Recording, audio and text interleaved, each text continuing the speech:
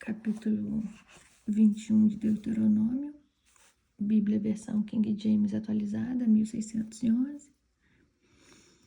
Então vamos prosseguir aqui.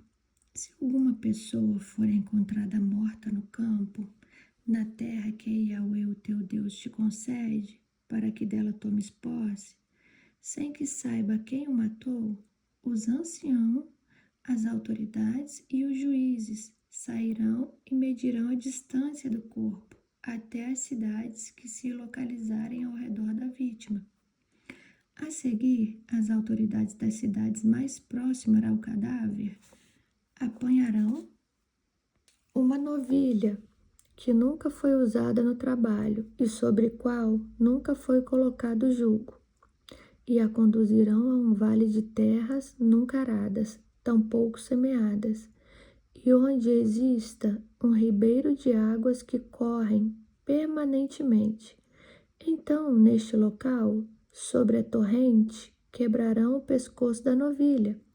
Depois se aproximarão os sacerdotes levitas, pois foram eles que o Senhor teu Deus escolheu para o serviço e para que abençoem em nome de Yahweh, cabendo-lhes também resolver qualquer litígio ou crime. E todas as autoridades das cidades mais próximas ao morto lavarão as mãos sobre a novilha desnucada, sobre a corrente das águas, fazendo a seguinte declaração: nossas mãos não derramaram este sangue inocente, e nossos olhos nada testemunharam. Aceite, ó Senhor, esta propiação em benefício de Israel, o teu povo, a quem resgataste, ó Yahweh. Não julgue o teu povo culpado do sangue de um inocente, e assim a condenação pelo derramamento de sangue será propiciada. Tu, porém, farás que desapareça do teu meio o derramamento de sangue inocente, porque farás o que é justo e digno aos olhos do Senhor. Quando saíres à guerra contra os teus inimigos, e Yahweh teu Deus os entregar nas tuas mãos, e tu deles levares prisioneiros, e tu entre os presos vires uma mulher formosa à vista, e a desejares como esposa, então a trarás para a tua casa, e ela rapará a cabeça e cortará as suas unhas, e despirá a veste do seu cativeiro, e se hospedará em tua casa. Durante 1 mês completo, ela poderá prantear e lamentar seu pai e sua mãe. Depois deste período de luto, tu poderás chegar-te a ela e oficialmente desposá-la, e ela será tua mulher. Contudo, com o passar do tempo, se não te sentires feliz com ela, tu a deixarás partir em liberdade, mas de modo algum a venderás por dinheiro, tampouco a tratarás como escrava, pois a tens humilhado, forçando-a a viver matrimonialmente contigo. Se um homem tiver 2 mulheres e preferir uma delas, e ambas lhe derem filhos, e o filho mais velho for filho da mulher que não prefere, este homem, quando for repartir a herança entre seus filhos, não poderá tratar o filho da mulher que ama como se fosse o mais velho, em detrimento do filho da mulher a qual ele não prefere, mas que é o verdadeiro primogênito. Reconhecerá como primogênito o filho da mulher da qual ele não prefere, concedendo-lhe porção dupla de tudo quanto possuir, porquanto ele é a primícia da sua virilidade, e todos os direitos do filho mais velho, o primogênito, lhe pertencem. Se alguém tiver um filho rebelde, contumaz e indócil, que não aprende a obedecer ao pai e à mãe e não dá ouvidos aos bons conselhos, mesmo quando o corrige e disciplina, o pai e a mãe o conduzirão até os anciãos e líderes de sua comunidade, à porta da cidade, e denunciarão as autoridades da cidade. Este nosso filho é por demais teimoso e rebelde, não nos obedece, é devasso e vive embriagado. Então, diante deste depoimento, todos os homens da cidade o apedrejarão até a morte. Assim, portanto, eliminarás o mal do meio do teu povo. Todo Israel ficará sabendo do que ocorreu e ficará temeroso. Igual eu venho falando antes, as coisas que eram feitas era para servir de lição para esse povo, que era um povo primitivo. Então, o que Deus está tentando fazer aqui? Deus está tentando resgatar a obediência desse povo com as leis. Então, muitas das coisas que se faz aqui, igual como acerca desse filho aqui, que a gente está lendo agora, ocorre para que as outras pessoas aprendam e não façam, porque era deste modo que aquele povo primitivo entendia as coisas. Se só fosse falado, eles não iriam obedecer. Se um homem culpado de um crime que merece a pena de morte é morto e suspenso a uma árvore, seu cadáver não deverá permanecer na árvore durante a noite. Tu o sepultarás naquele mesmo dia, pois o que for pendurado no madeiro está debaixo da maldição do desprezo de Deus. Sendo assim, não tornarás impura a terra que o Eterno, o Senhor teu Deus, te dá como herança. Agora capítulo 22 de Deuteronômio. Se o boi ou ovelha de um israelita se extraviar e tu perceberes o ocorrido, não fiques indiferente à fuga deles, deves fazê-los retomar ao seu dono. Então, se você vê algum animal de algum israelita fugindo, você deve, de alguma forma, ali fazer com que elas retornem, né? Ou avisar o dono. Se este irmão não for teu vizinho, ou acaso não o conheças, recolhe o animal fugitivo em tua propriedade e guarda-o até que o teu irmão o procure, então o devolverá ao seu dono.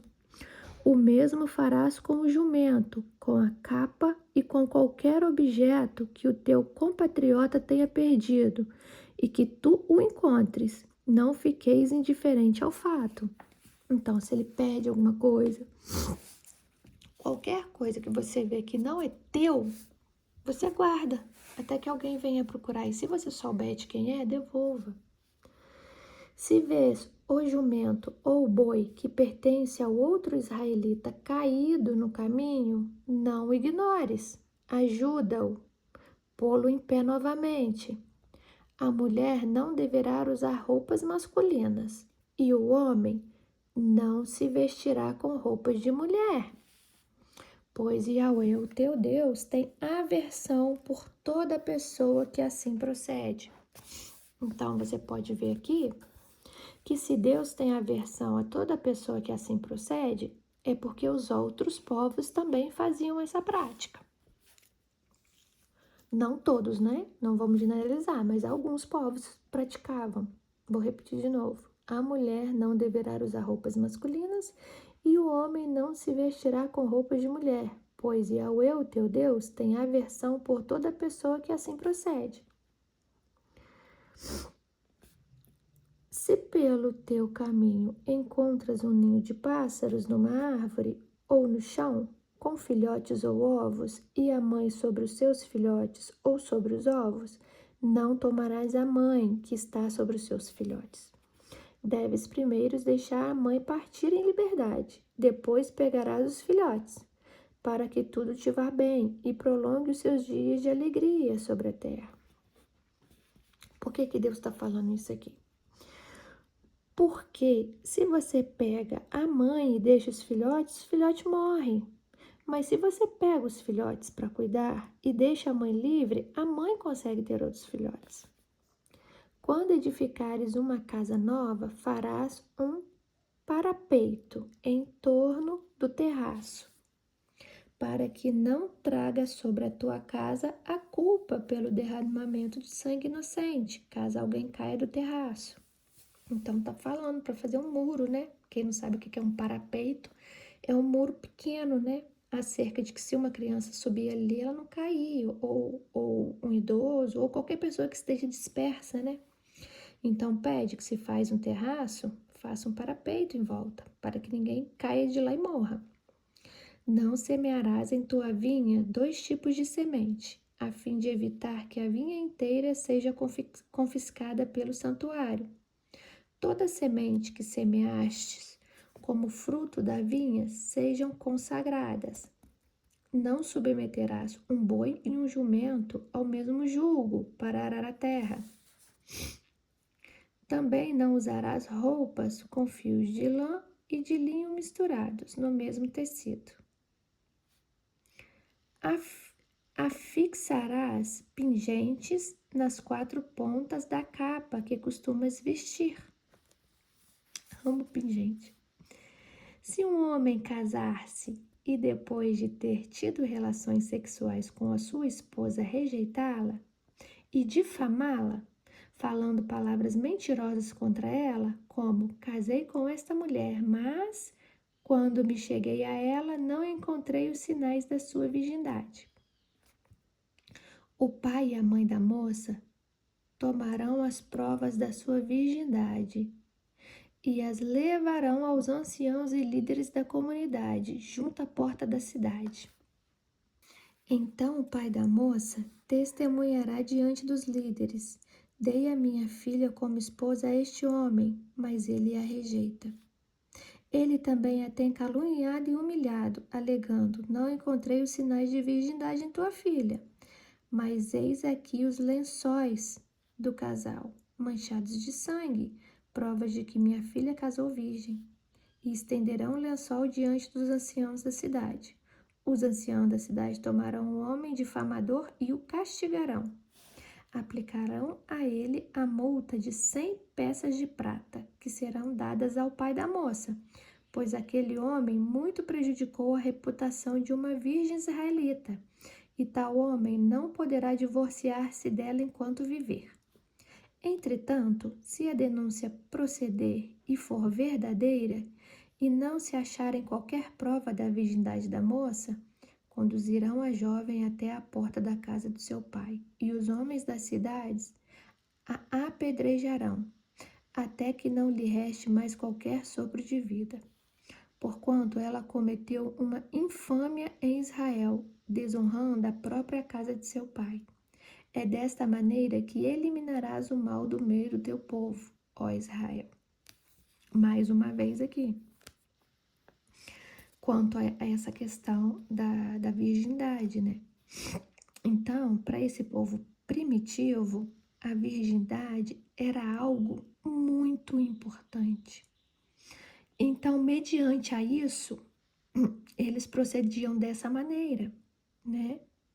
Apedrejando ali a moça que não fosse virgem, para quê?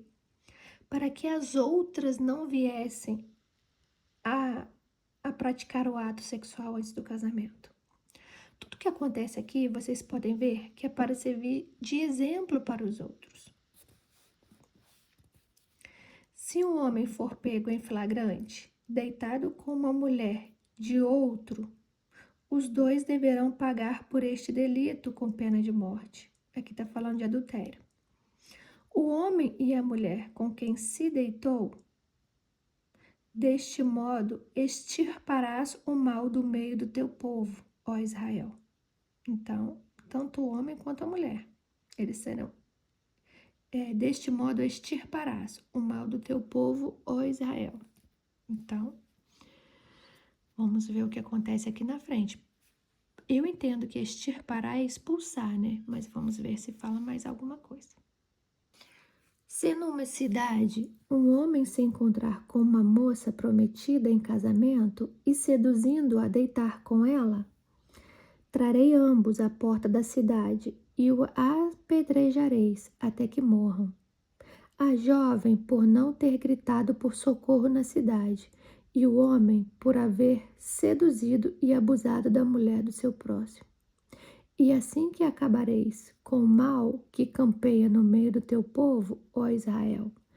Contudo, se foi no campo que tal homem forçou a moça a se deitar com ele, então somente este homem maldoso morrerá. Tá vendo? Se for dentro da cidade que esse homem cometer este ato com ela e ela não pedir socorro, ela também morre. Mas se for no campo, porque como que você vai pedir socorro no campo? Ninguém vai te ouvir, né? Então, somente este homem maldoso morrerá. Nada farás a moça, porquanto ela não tem pecado algum que mereça a pena de morte. Este caso é semelhante ao daquele que ataca e mata o teu próximo. Ela a surpreendeu no campo. Ele a surpreendeu no campo, né? Pegou ela de surpresa. E a jovem prometida pode ter gritado por socorro, sem que houvesse alguém que a pudesse ouvir e salvar. Se um homem se encontrar com uma moça virgem, sem compromisso de casamento, e a violentar, e eles forem descobertos, ele pagará ao pai da moça 50 peças de prata e terá que casar-se com a moça. Uma vez que abusou dela, este homem não poderá repudiá-la durante toda a sua vida. Nenhum homem terá relações sexuais com nenhuma das mulheres de seu pai. Por isso, desonraria a cama do seu genitor. Então, tá falando aqui, ó. Porque nessa época aqui, alguns homens tinham mais de uma mulher, né? E mulheres de várias idades. Então, poderia ter um filho da mesma idade de uma mulher. Então, ó, nenhum homem terá relações sexuais com nenhuma das mulheres de seu pai, pois isso desonraria a cama do seu genitor. Então, tá falando para não cometer o ato, né? Que também Deus repudia esse tipo de ato aqui. Capítulo 23. Nenhum homem castrado que tenha esmagado os testículos ou amputado o órgão genital poderá fazer parte do povo de Yahweh, o Senhor. Então, tá vendo? Se fala isso aqui, é porque havia essa prática. E mais na frente, nós vamos ler que existem alguns tipos de castrados. Ó, nenhum homem castrado é com o negócio cortado, ou os testículos ou o órgão genital, poderá fazer parte do povo de Yahweh, o Senhor. Então, Deus repudia essa prática. Nenhum filho bastardo, nascido da união ilícita, fará parte da congregação do Eterno. E seus descendentes também não poderão entrar na Assembleia do Senhor até a 10ª geração. Nenhum amonita ou moabita até a 10ª geração fará parte do povo de Deus, o Senhor. Eles deverão permanecer de fora. É somente até a 10ª geração, tá, gente? Depois disso pode. Pois não foram ao vosso encontro com pão e água quando caminháveis após a saída do Egito. Quer dizer o quê? Que eles poderiam ter feito bem, mas não fizeram, né? Então, até a 10ª geração, eles serão tidos de fora. E porque subornaram Bilã ben Beor, Balaão, filho de Beor, para vir de Petor, em Arã, Naaraim, Mesopotâmia, com o propósito de proferir maldição contra o teu povo. A gente viu também isso aqui, né? Na passagem lá de Balaão e a mula dele que falou. Entretanto, Yahweh, o teu Deus, não quis dar ouvidos a Balaão, e o Senhor teu Deus transformou a maldição em bênção a teu favor, pois Yahweh teu Deus te ama. Portanto, enquanto viveres, jamais favoreças ou estabeleças um tratado de amizade com estes povos pagãos. Tá vendo? Deus fala aqui para não fazer tratado de amizade e nem nada que favoreça eles. Contudo, não rejeiteis o edomita, pois este é teu irmão. Não abomines o egípcio, porque foste um estrangeiro em sua terra. Na terceira geração, seus descendentes terão acesso à Assembleia de Yahweh. Então, o Edomita e o egípcio. Na terceira geração, seus descendentes terão acesso à Assembleia de Yahweh. Quando tiveres saído para acampar contra os teus inimigos, procura guardar-te de todo mal. Se um de seus homens tornou-se cerimonialmente impuro por causa da perda de esperma, deverá sair do acampamento ao raiar do dia. Então, essa perda de esperma aqui, nos meus olhos, são dois motivos, né? Essa perda de esperma aqui é por alguma doença que ele pegou, né? E fica ali saindo secreção, que a gente já leu aqui também. E também há outro tipo de perda de esperma, né? Que é a perda de esperma com a pessoa se tocando, né? Então, eu vou repetir. Se um de teus homens tornou-se cerimonialmente impuro por causa da perda de esperma, deverá sair do acampamento ao raiar do dia. Ao cair da tarde, ele se banhará em água limpa e ao pôr do sol poderá retornar ao acampamento.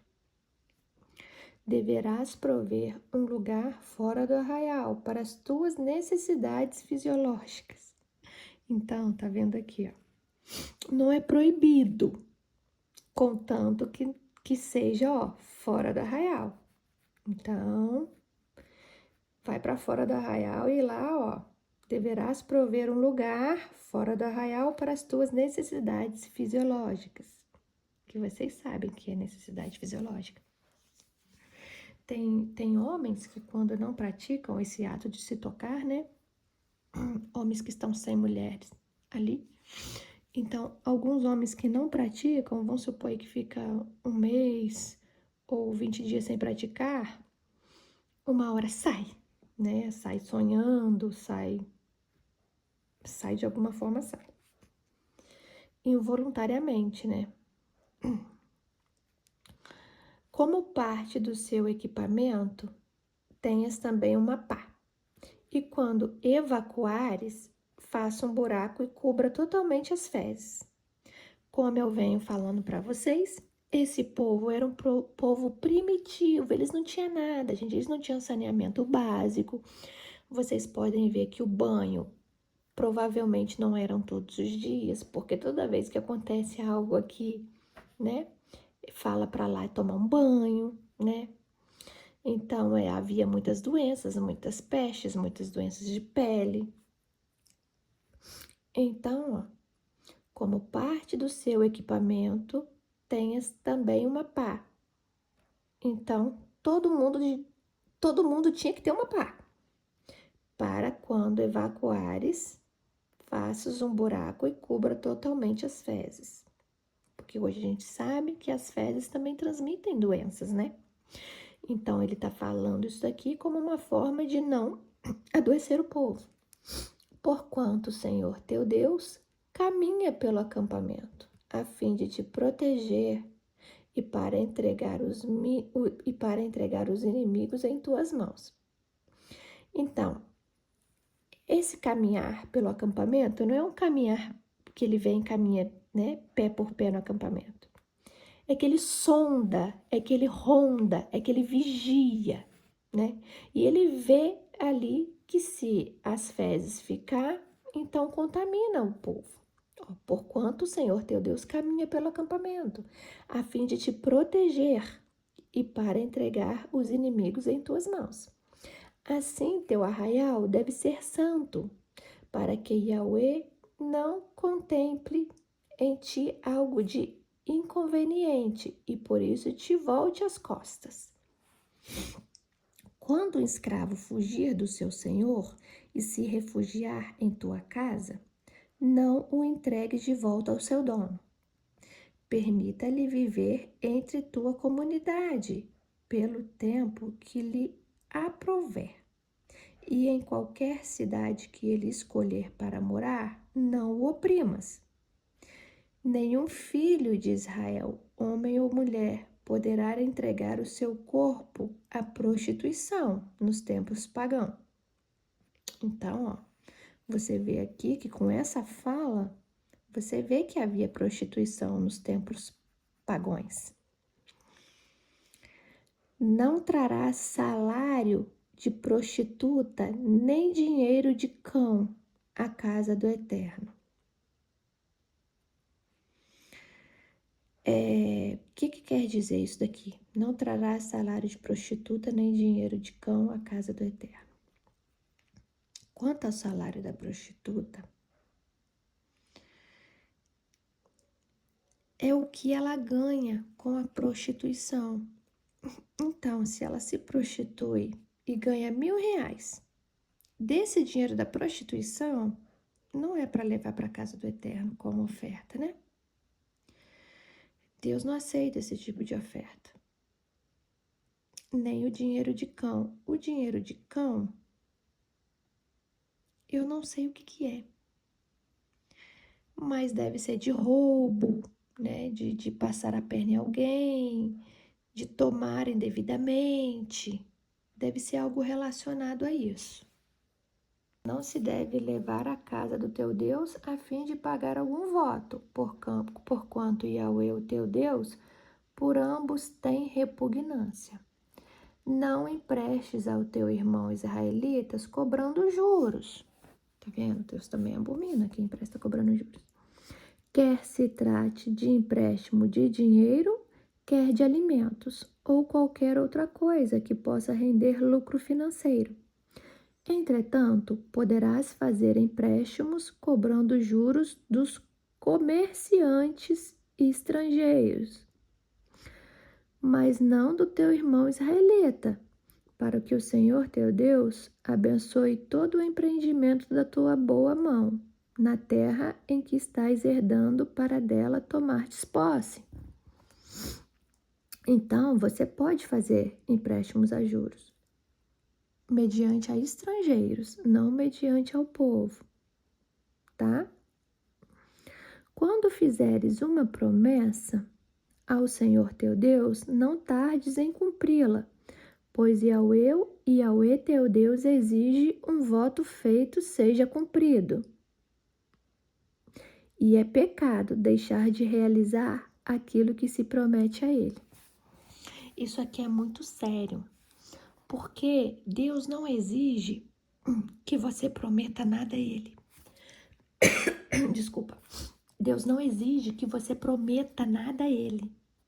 Mas, se acaso você vier a prometer, ó, quando fizeres uma promessa ao Senhor teu Deus, não tardes em cumpri-la, não demore para cumpri-la. Pois Yahweh teu Deus exige que um voto feito seja cumprido. Então, ele não exige que você faça. Em lei nenhuma aí você viu a exigência de voto. Mas se fizer, cumpre. E é pecado deixar de realizar aquilo que se prometeu a ele. Tá vendo?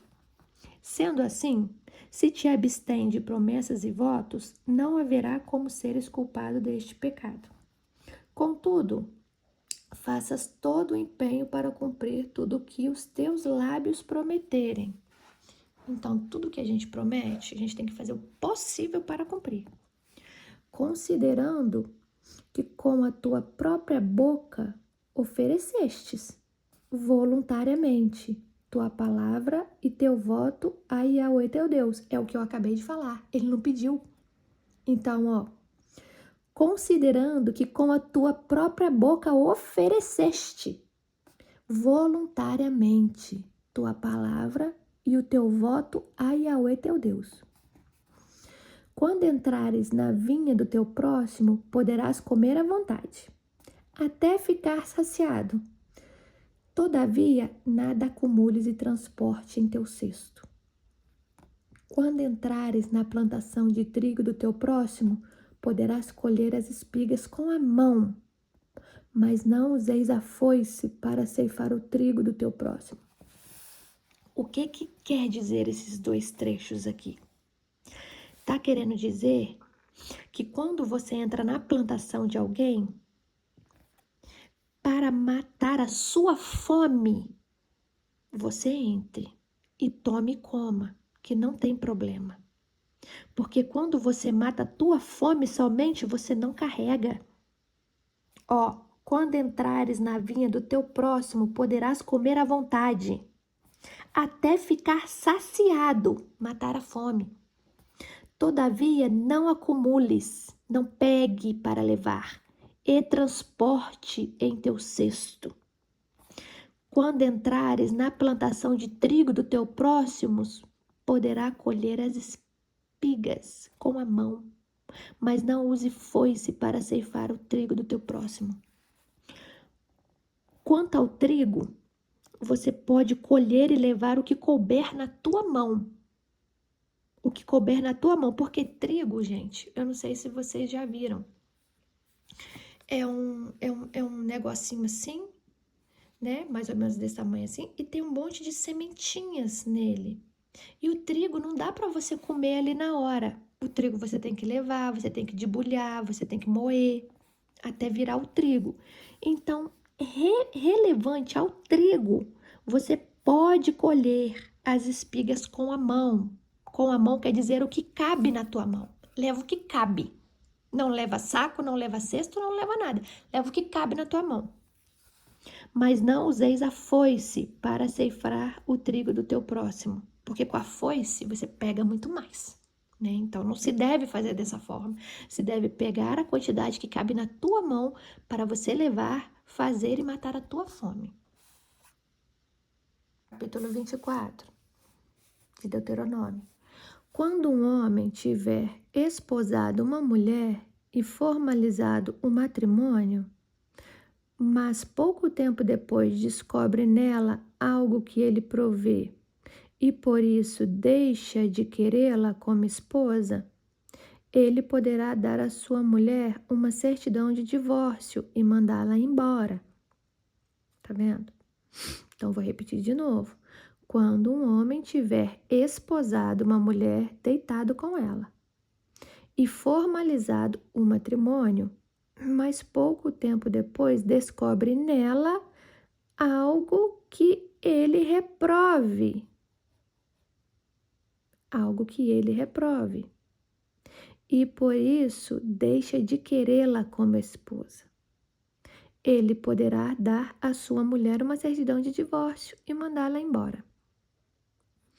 Esse algo que ele reprove pode ser qualquer coisa que ele reprove. Talvez ele reprove o que ela adora. Talvez ele reprove que ela não cuida da casa, que ela não faz uma comida, que ela não faz nada, que ela é uma à toa, que ela é preguiçosa. Talvez ele reprove que ela não saiba cozinhar, né? Ou talvez ele reprove o jeito e a maneira dela lidar, não sei. Algo que ele não está de acordo. Algo que ele reprove. Então, algo que ele reprove pode ser qualquer coisa que ele não aceite, né? Esse algo que não reprove abre um leque para muitas possibilidades. Então, ele pode dar à sua mulher uma certidão de divórcio e mandá-la embora. Entretanto, se depois de partir de casa ela se tornar esposa de outro homem, e este vier a não gostar mais dela também, igualmente lhe dará a certidão de divórcio e a mandará embora. Ou se o segundo marido morrer, o primeiro que se divorciou dela não poderá casar-se com ela novamente, visto que é considerada cerimonialmente impura para ele. Casar de novo com ela seria uma ofensa abominável contra Deus. Sim, porque ele repudiou, ele mandou ela embora, né? Ele deu a carta de divórcio. Então, ele não deve se casar com ela de novo. O Senhor, portanto, não permitirás que se cometa um pecado tão grave assim, na terra que Yahweh teu Deus está entregando como herança. Quando o homem for recém-casado, não deverá ir para a guerra, nem será requisitado para qualquer compromisso público. Ele poderá ficar em casa, de licença por 1 ano, livre para fazer feliz a mulher com quem se casou. Ai, que lindo, 1 ano, hein? Não tomarás como penhor as 2 pedras de moinho, nem mesmo apenas a pedra de cima, como garantia de uma dívida, pois isso seria tomar como garantia o meio de vida do devedor. Então, aqui está falando de um moinho mesmo. O moinho, que era um lugar de moer coisas, né? De ali ele fazer, se fosse de trigo, né? Ali ele ia moer o trigo, se fosse de milho ali, ele ia moer um milho. Então, era uma ferramenta de trabalho. Então, ó, não tomarás uma ferramenta de trabalho, nem mesmo apenas a pedra de cima, porque era uma ferramenta de trabalho. Ferramenta é o que estou falando, tá? Para vocês entenderem. Como garantia de uma dívida. Por isso, seria tomar como garantia o meio de vida do devedor. Então, como que o devedor vai te pagar se você pega o ganha-pão dele? Não tem como, né? Se alguém for detido em flagrante, saqueando um dos teus irmãos, roubando, tá? Dentre os filhos de Israel, a fim de explorá-lo ou vendê-lo, tal sequestrador deverá ser condenado sumariamente à pena de morte. É deste modo que extirparás o mal do meio do povo de Israel. Nos casos de lepra e doenças contagiosas da pele, cuida de pôr diligentemente em prática tudo o que os sacerdotes levitas vos ensinam. Cuidareis de seguir cuidadosamente as orientações que eu transmiti a eles. Lembra-te de que Yahweh teu Deus fez a Miriam no caminho, logo depois que saístes do Egito. Vocês lembram? Miriam, irmã de Moisés e Arão. Falamos sobre isso. Quando fizeres qualquer espécie de empréstimo ao teu próximo, não entrarás em sua casa para tirar o que lhe oferecer como penhor. Ficarás do lado de fora, e a pessoa a quem fizeste o empréstimo virá para fora trazer-te o penhor. Então, hoje em dia a gente vê muitas pessoas aí, né? Que pegam dinheiro emprestado, faz uma dívida e a outra pessoa entra dentro da casa dela e tira o que ela tem, né? Aqui tá falando para não fazer isso. Se uma pessoa empenhou algo, ela que vai entrar na casa dela e vai trazer a você o penhor. Você vai esperar do lado de fora. Ó, ficarás do lado de fora. E a pessoa a quem fizeste um empréstimo virá para fora trazer-te o penhor. Se for uma pessoa pobre, porém, não irás dormir conservando o seu penhor. Ao pôr do sol deverás devolver sem falta o penhor, para que ele possa conciliar o seu sono sob suas cobertas e com gratidão te abençoe. Então, se é uma pessoa pobre, muito pobre, você até o pôr do sol você deve devolver sem falta o penhor, para que ele possa conciliar o seu sono sob as suas cobertas e com gratidão te abençoe. E quanto a ti, isso será considerado um ato de justiça por parte do Senhor teu Deus. Então, se um pobre demais não pode te pagar e você vai lá e pega o penhor dele, até o fim do dia você tem que devolver. E o Senhor, quanto a ti, isso será considerado um ato de justiça por parte do Senhor teu Deus. Então, quem vai cobrar essa dívida é Deus. Quem vai te pagar essa dívida é Deus. E Deus paga. E Deus vai cobrar daquele que pegou com você e também não pôde pagar. Tanto vai cobrar dele, quanto vai fazer você prosperar, até você adquirir de volta. Tá? É assim que tá falando aqui. Pensando que Deus não cobra, não, porque Deus cobra, tá? Só entregar na mão dele. não oprimas um assalariado pobre, necessitado, seja ele um dos teus irmãos ou um estrangeiro que mora em tua terra, em tua cidade. Pagar-lhe-ás o salário a cada dia, antes que o sol se ponha, porque ele é pobre e disso depende a sua vida. Deste modo, ele não reclamará a Yahweh contra ti, e em ti não haverá pecado. Os pais jamais deverão ser mortos em lugar dos filhos, e nem os filhos em lugar dos pais. Cada um cumprirá sua pena e morrerá, se for necessário, pelo seu próprio pecado. Não perverterás o direito do estrangeiro e do órfão, nem tomarás como penhor a roupa da viúva.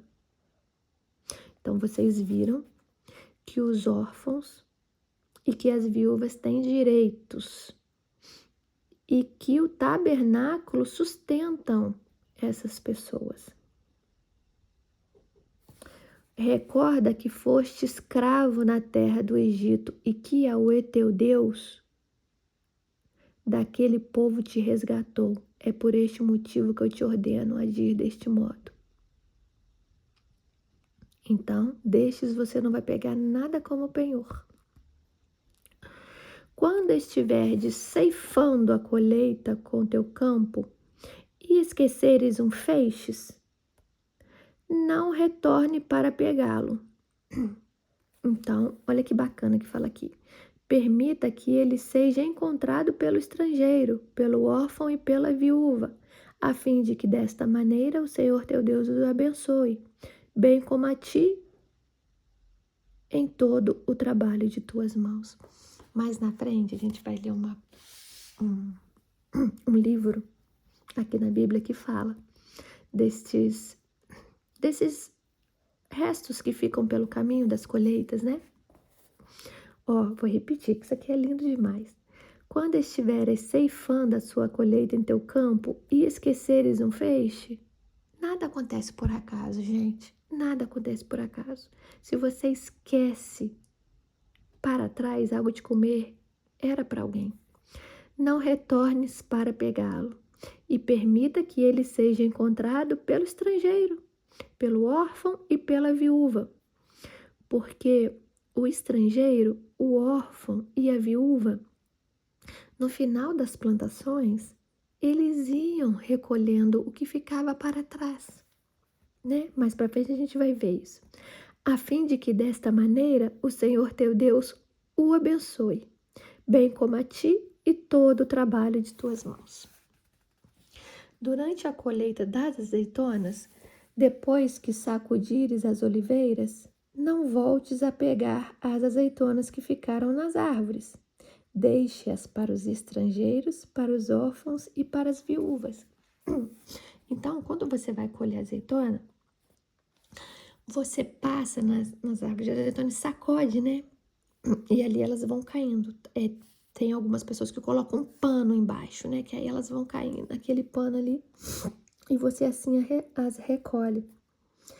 E Deus está falando que quando você passar uma vez, porque tem gente que é, né, tão mesquinho que passa uma vez, depois de alguns dias, volta e passa de novo, ou no outro dia. Então, durante a colheita das azeitonas, depois que sacudir as oliveiras, não volte a pegar as azeitonas que ficaram nas árvores. Deixe-as. Então, sacudiu o pé. As que ficou, se ficou, é para alguém.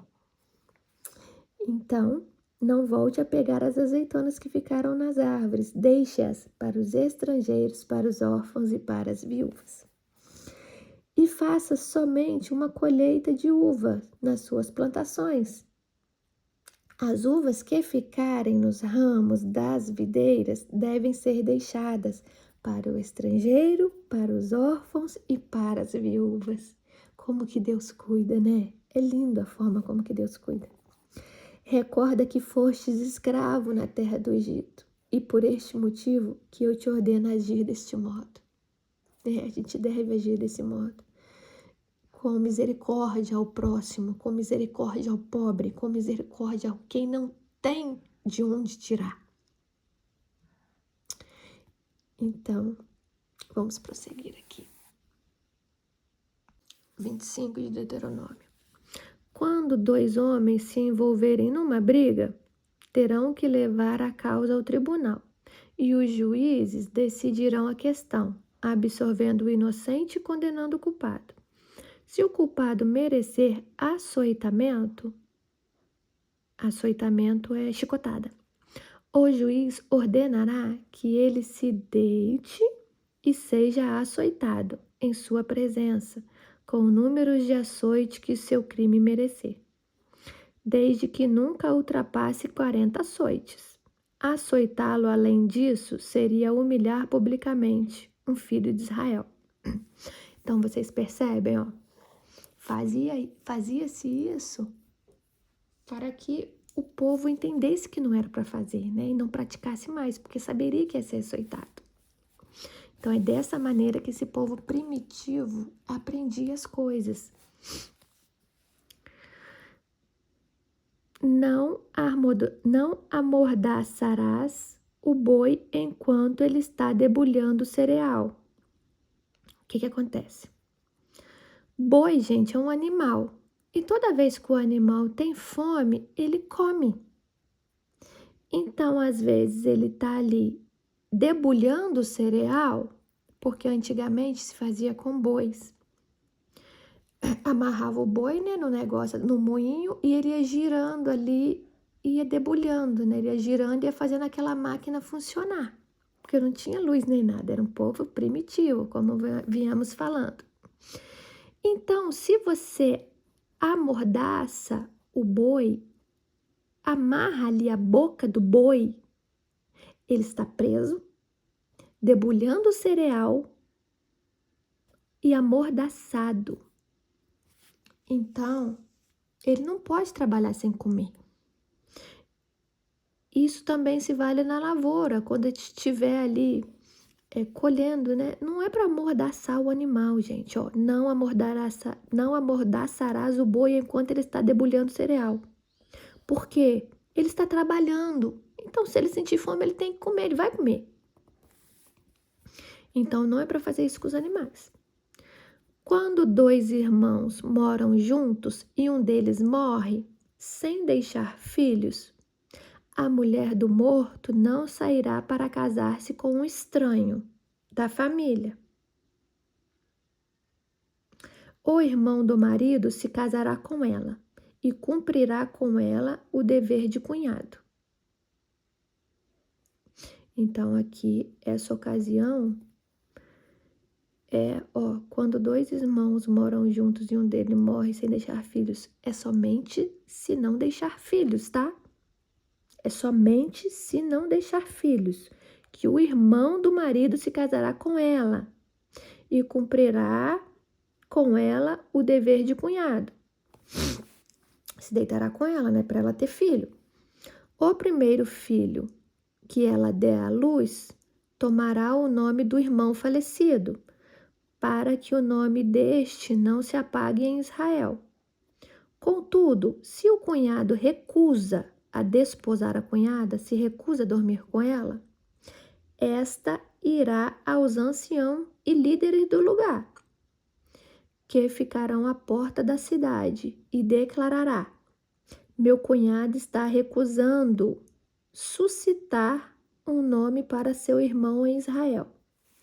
Não quer cumprir seu dever de cunhado para comigo.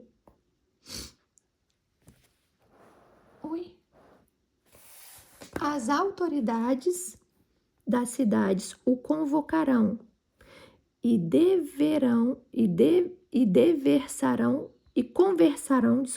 conversarão com ele. Se ele persistir, alegando não desejo desposá-la, então a cunhada se aproximará dele na presença dos anciãos, tirar-lhe-á uma das sandálias dele, cuspirá em seu rosto cuspirá em seu rosto e fará esta declaração: É precisamente isto que se faz contra um homem que não dá ao teu irmão descendentes em Israel.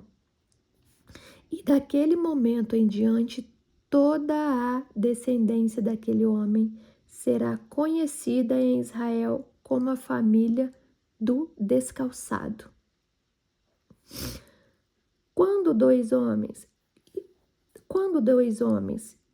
irmãos israelitas, estiverem brigando, e a esposa de um deles aproximar-se na tentativa de livrar o marido daquele que o ataca e agarrar o agressor pelos órgãos genitais, então cortar-lhe-ás as mãos.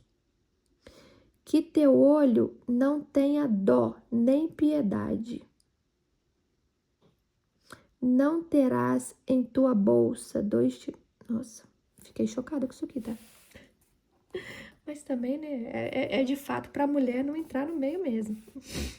Ó, vou até repetir isso aqui. Quando dois homens irmãos israelitas estiverem brigando e a esposa de um deles aproximar-se na tentativa de livrar o marido daquele que o ataca e agarrar o agressor pelos órgãos genitais, então cortar-lhe-á as mãos. Que teu olho não tenha dó nem piedade. Seguimos. Não terás em tua bolsa dois tipos de peso, um pesado e outro leve. Não terás em tua casa dois tipos de medida, uma grande e outra pequena. Terás um peso íntegro e equânime, medidas íntegras e justas, para que os teus dias se prolonguem felizes sobre os solos que Yahweh teu Deus te concede. O que está falando aqui? Nessa época aí, como se media as coisas? Em peso, em medida, em... Como é que eu vou explicar para você? Tinha pessoas que tinham uma má índole, né? Pegava um peso que era mais pesado do mesmo tamanho de um peso que era mais leve. E assim pesava para levar vantagem de alguém. Assim mesmo ele fazia com vaso, por exemplo, né? Colocava ali uma quantidade naquele vaso e um outro vaso com menos quantidade. Falava assim, mesmo tanto nos dois, para levar vantagem em alguma coisa. Então, está se falando aqui, terás um peso íntegro e equânime, medidas íntegras e justas. Então, aqui Deus está falando, mede o certo, mede com justiça. Não use de artifícios para enganar, para que os teus dias se prolonguem felizes sobre o solo que Yahweh teu Deus te concede. Porque o Eterno, o teu Deus, abomina a todos que os praticam tais injustiças, todos quanto negociam desonestamente. É o que eu acabei de falar aqui com vocês. Lembra-te do que os amalequitas te fizeram no caminho, quando fostes liberto e partistes do Egito. Quando estavas cansado e exausto, de surpresa e pelas tuas costas, sem o menor temor a Deus, atacou a todos os desfalecidos que iam atrás. Quando o Senhor teu Deus te der um descanso de todos os inimigos ao teu redor, na terra de que ele te concede, para que dela tomar-te posses, deverás apagar a memória de Amaleque de debaixo do céu. Não te esqueças disso. Então, o que os amalequitas fizeram para o povo, Deus está falando aqui, apaga de ti esta memória. Quando tiveres tomado posse da terra e estiveres tudo bem, então te esqueças do que eles fizeram a ti. Né? Quando o Senhor teu Deus te der o descanso de todos os inimigos ao teu redor, na terra de que ele concede para que dela tomares posse, deverás apagar a memória de Amaleque de debaixo do céu. Não te esqueças disso. Então, o que ele está falando aqui, não pague mal com mal. Pague mal com bem. Vou até aqui, Amanhã a gente retoma no 26. Então, aqui a gente viu essa leitura linda. Muitas dessas leituras muito me emociona a misericórdia em com Deus, que Deus tem, né, com os pobres e com os mais necessitados. Muitas das vezes isso me emociona, o cuidado de Deus me emociona muito, porque só quem teve pouco sabe o desespero que é. Então aqui, né, ele diz ali sobre as lavouras, sobre deixarmos, sobre o que fica. Não é para você voltar e retirar. Se fica, é porque tem alguém que precisa daquilo. E falou também, lembrou muitas ordenanças que a gente já vimos aqui e coisas que ele já havia estabelecido, e daqui para frente vai ser assim. Mais algumas explicações de tudo que ele já havia estabelecido. Então, eu fico com vocês com essa leitura linda, maravilhosa, que eu acho perfeito, sabe? Porque era para um povo ali muito primitivo. Era para um povo que ainda não sabia viver, né? Não sabia o que era viver em paz, né? Porque como eles eram muito primitivos, se matava muita gente, né? Como nós vimos aqui, sacrificava crianças inocentes, mulheres, para outros deuses, né? Porque se está escrito aqui, para não fazer é porque outros povos assim faziam. Então Deus estabelece todas essas leis, todas essas normas para que o povo vivesse bem e acabasse com essas iniquidades, né? Porque a vida é linda, a gente viver é tão lindo. E imagina uma criança sendo sacrificada no início ali da sua vida, né? Tendo a sua vida interrompida por outros deuses, né? Outros falsos deuses. Então, ele deixou estabelecido essas normas para que nós não viéssemos a praticar todas essas iniquidades. Porque, como eu venho falando, a vida é muito importante. A vida é um presente, né? Ela é tão importante que ela é um presente dado a cada um de nós, que conseguimos acordar todos os dias. Falou aqui também um pouco do saneamento básico, né? Que era para cada um ter a sua pá, para quando fizesse suas necessidades, enterrasse ali para não contaminar o povo. E o mesmo ele fala acerca dos mortos, né? Então morreu, enterra, porque os mortos também contaminavam, como contaminam hoje em dia também. A gente enterra, porque se houver muitos mortos, vai haver doenças. E esse povo era um povo sem instrução alguma. Então as instruções que eles tiveram provinham de Deus, né? Para que esse povo vivesse bem. E vivesse muito bem. Sem doenças, né? Sem pestes. E aqui eu fico. Amanhã eu volto no capítulo 26. A gente está quase terminando a Torá. E eu espero que vocês estejam gostando, estejam aprendendo, estejam tirando proveito. Como eu falei, todas essas ordenanças eram para esse povo primitivo. Como vocês viram, eles não tinham instrução de nada, né? E era para eles. Mas muitas coisas daqui eu me emociono porque muitas delas eu cumpro. Eu cumpro, gente. Eu apenas cumpro. Eu apenas tento ser a melhor pessoa possível do mundo. A melhor do que eu consigo ser. Não a melhor do mundo. A melhor que eu consigo ser, né? Eu procuro sempre praticar o bem, a caridade, né? Ajudar o pobre. Eu gosto de gente que fala assim, a pessoa tá me pedindo R$2, ela vai tomar cachaça. Que tome a cachaça dela. Viver na pobreza, viver na rua é muito triste, dói demais. Às vezes aquela cachaça ali vai apagar um pouquinho daquele sofrimento.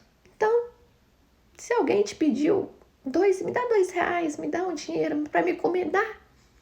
E não fica pensando o que a pessoa vai fazer com aquilo, não, só dá. Porque a pobreza ela é muito triste, ela dói. ela fere, tá joia? Então, sempre quando você puder fazer o bem, faça, ajude, tá joia? Então, até amanhã, fiquem com Deus.